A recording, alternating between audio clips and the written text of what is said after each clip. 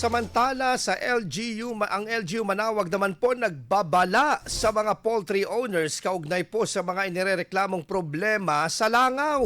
Para sa detalye ng balitang yan, kasama natin Idol Joanna De Vera. 104.7 IFM. Report!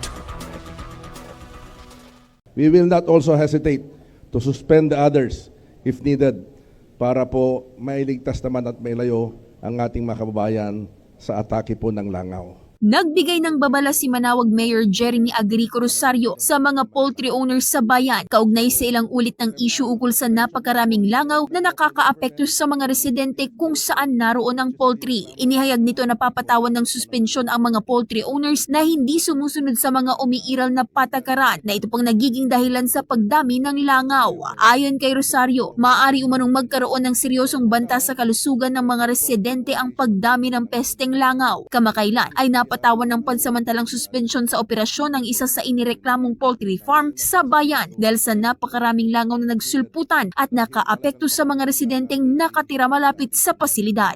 Kasama mula dito sa IFM Dagupan, ito si Idol Joanna De Vera, Tatak IFM. IFM News. IFM News. IFM News.